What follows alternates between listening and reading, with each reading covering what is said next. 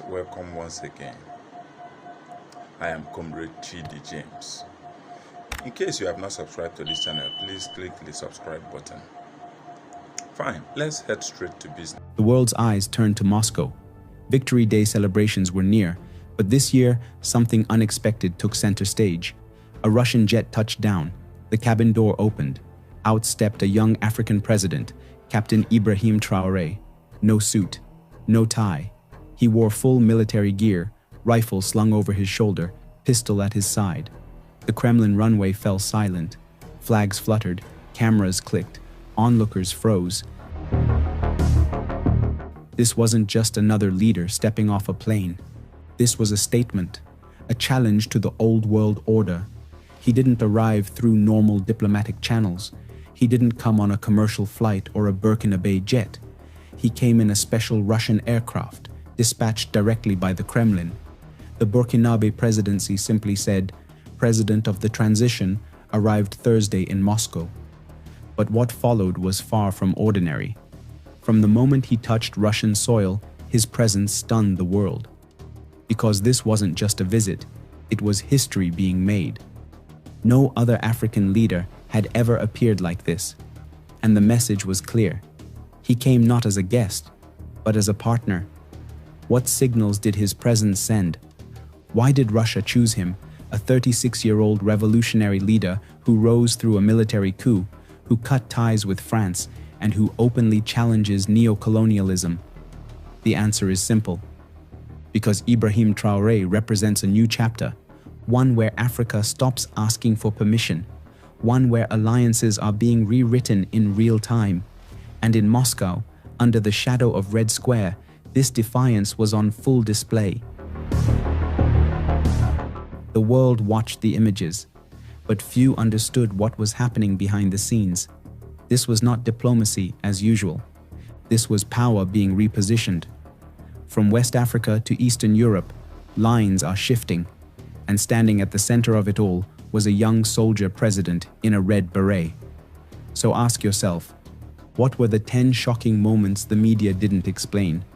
What did every step he took on that runway mean for the future of African politics? By the end of this video, you'll understand why Captain Traoré is becoming the most watched African leader on the global stage, and why his visit to Moscow may mark the start of a new geopolitical era. Let's break it all down.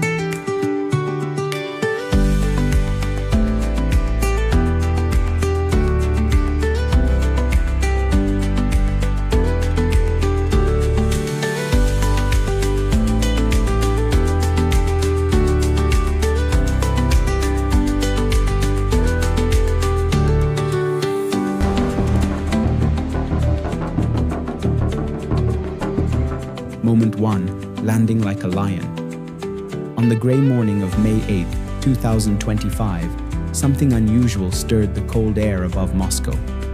President Ibrahim Traoré of Burkina Faso arrived onto Vnukovo Airport in Moscow to participate in Russia's Victory Day celebrations.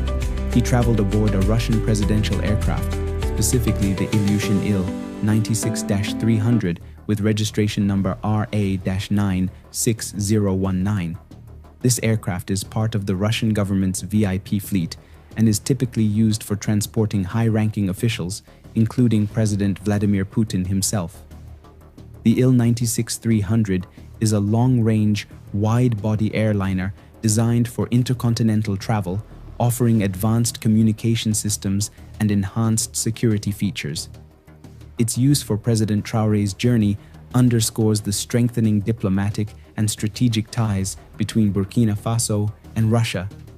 The symbolism was loud, meant for Washington, Paris, and Brussels to hear.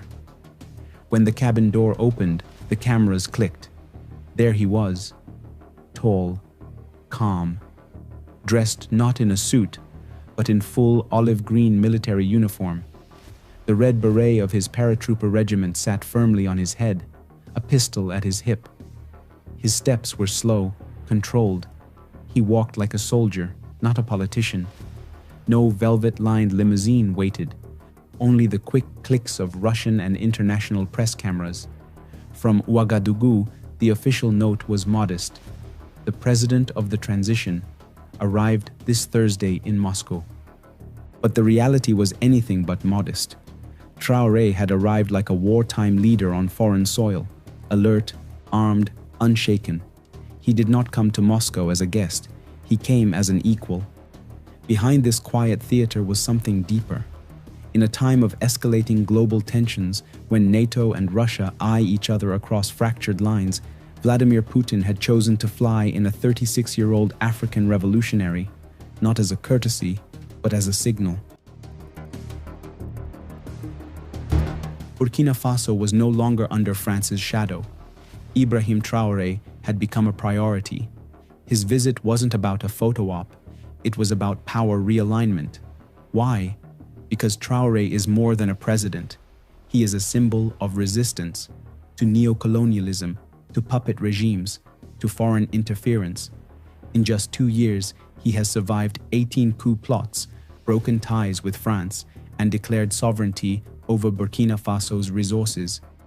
Now he was stepping foot into Moscow, not to beg, but to build something new. A new chapter in African diplomacy, one no longer dictated by the West. His arrival was diplomatic symbolism cruising at 30,000 feet, and it sent one clear message: Africa is shifting, Traoré is leading, and the world is watching. Moment 2.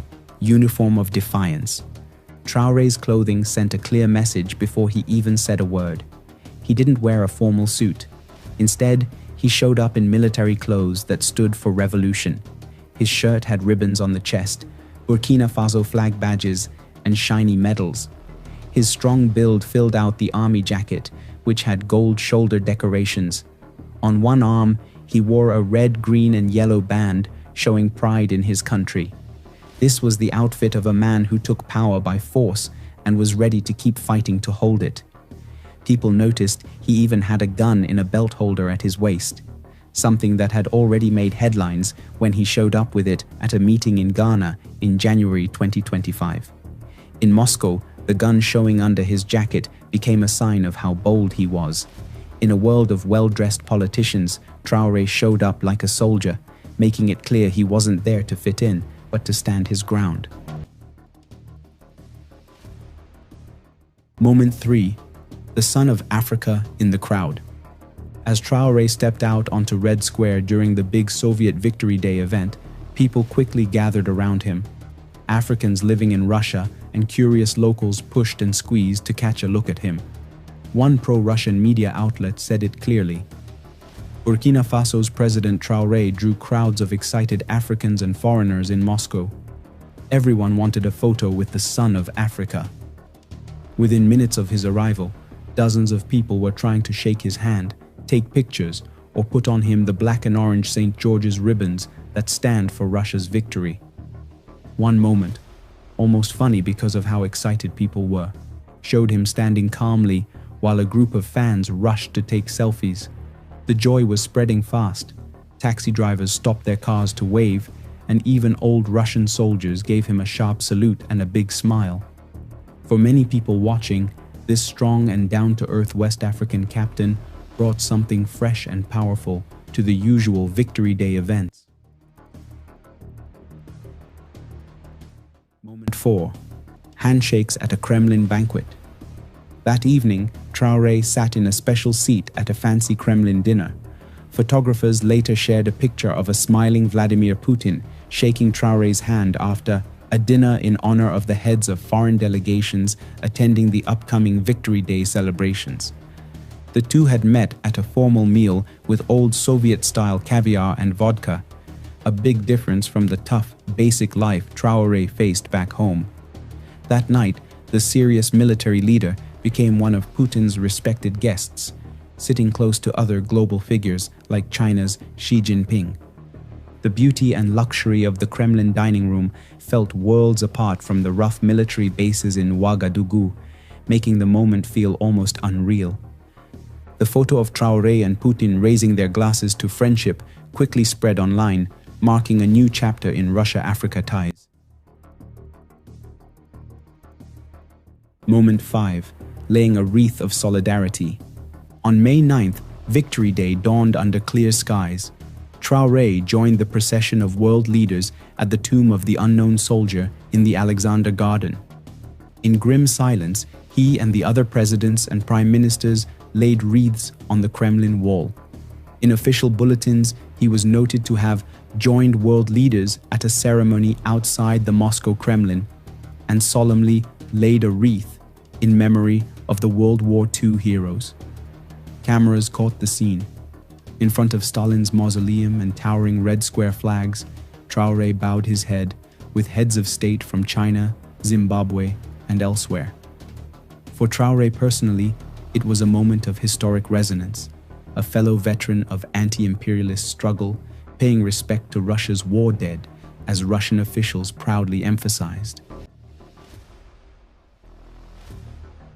Moment 6. Brother leaders on parade.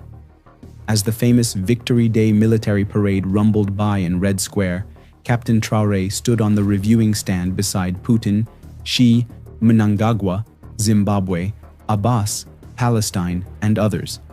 The sight of Burkinabe camouflage amid this distinguished company was widely remarked upon.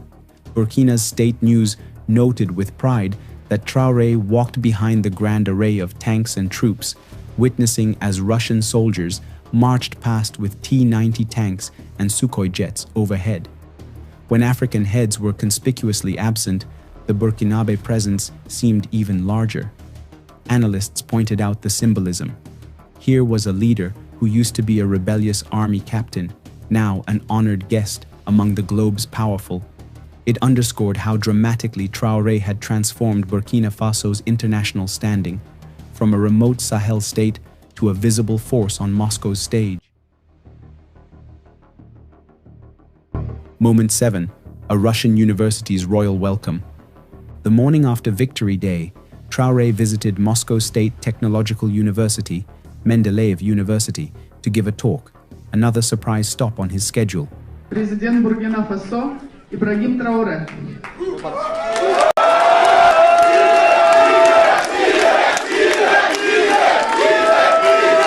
He was welcomed warmly in typical Russian style. African students at the university started singing and dancing as he arrived. 2 students in uniform came forward with a traditional welcome, offering him a round piece of bread placed on a decorated cloth with a small bowl of salt. In one unforgettable photo, Traoré is seen watching as the bread is handed to him, a kind gesture that has been part of Russian hospitality for hundreds of years. The official report said, African students welcomed him with songs and dances, and the university prepared bread and salt to honor his visit. It was a powerful scene, a soldier from Burkina Faso being welcomed like a hero in the middle of Russia, showing friendship through culture and tradition. Moment 8. Strategic talks in the Kremlin. Later on May 10th, Traoré sat down with President Putin in the Kremlin. This was one of the most closely watched moments of the trip. Briefings had promised discussions on strategic issues between the 2 heads of state. While no formal communique was made public, insiders said the agenda included security and defense cooperation, a topic long anticipated by many observers. In fact, Reuters had reported in August 2023 that Moscow's deputy defense minister had already visited Ouagadougou to explore possible military cooperation with Traoré's regime. Among the areas discussed were training of Burkinabe troops, even pilots, in Russian academies. Now, in Moscow, Traoré had a chance to seal those plans over Putin's map table. Though cameras were mostly kept away, Russian press noted afterwards that the talks were held in a new, powerful dimension of cooperation, a hint at the depth of what they discussed. In fact, security cooperation was at the heart of this trip. Ahead of the visit, Russian and Burkinabe officials had quietly discussed exactly how Moscow could fill the void left by France. A Reuters report last year noted that during talks with Russian officials, Traoré had explicitly laid out his wish for military aid, even asking that Burkinabe officer cadets and officers including pilots, be trained in Russia. Now in Moscow, the expectation was that Traoré would formalize such agreements. Even without official announcements, the symbolism was clear. The red star on Russian hardware paraded down Red Square was set to be mirrored by black stars on Burkinabe shoulders in the near future. Observers pointed out that meanwhile, Russian military instructors and perhaps the infamous Wagner mercenaries were rumored to be active in Burkina Faso. In short, Traoré's victory lap wasn't just political theater, it was the crowning of a new defense partnership. Moment 9. Western eyes widening. Across the Atlantic, Traoré's 5-day trip to Moscow raised concern and surprise. Western media and experts saw it as clear proof that Burkina Faso was now siding with Russia and moving away from its old allies. As Reuters reported earlier in 2025, Russia is trying to build closer ties with African countries, presenting itself as a friendly partner without a colonial past in Africa. In reality, that message is catching on. Burkina had already kicked out the last French soldiers in 2023 and by early 2025 joined a new group called the Alliance of Sahel States, with Mali and Niger, even leaving the West African regional group ECOWAS. For the US and France, Traoré's warm welcome by Putin sent a strong warning that old partnerships were falling apart. One US expert on Africa said directly that the Soviet victory event had turned into a stage where Western power falls in shame after failed coup attempts in the Sahel, a win for Russian diplomacy over the West's longtime control. Simply put, Traoré's visit was taken in Europe and the US as a clear rejection. Burkina Faso had picked Moscow over Paris, and Europe was watching without any way to stop it. Moment 10. A seat at the world table. By the end of his trip, Traoré ended up in a surprising group. Photos shared on May 10th showed him standing beside President Mnangagwa of Zimbabwe, President Abbas of Palestine, and the presidents of Abkhazia and South Ossetia, all gathered under the Russian flag. In the Kremlin's official message, they were called the heads of foreign delegations, honored during Victory Day.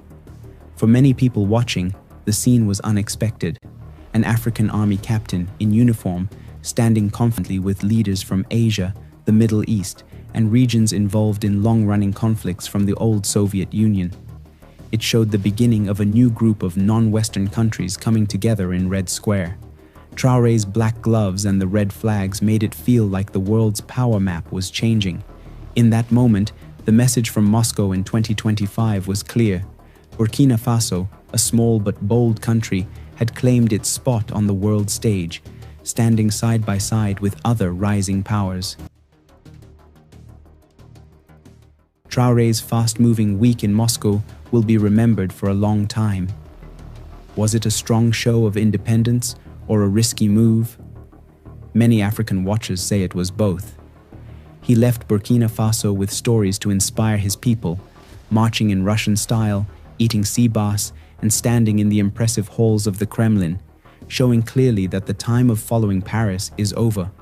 At the same time, some Western experts warn that giving so much support to Russia might have a cost, becoming too dependent or facing new outside control. But everyone agrees this visit showed a high level of trust between Traoré's military government and Moscow, built on their shared fight against colonial control. The pictures of Traoré in Red Square have already created a clear message. Captain Traoré, once a little-known African soldier, stood at the center of world politics in 2008-2025. Only time will show where this Russia-Burkina Faso relationship goes, but for now, it has clearly changed the story of the Sahel and global diplomacy on Victory Day. From this moment on, what do you think about Ibrahim Traoré's achievements and his strategic plan to connect with powerful world leaders beyond Western influence? Thanks for watching.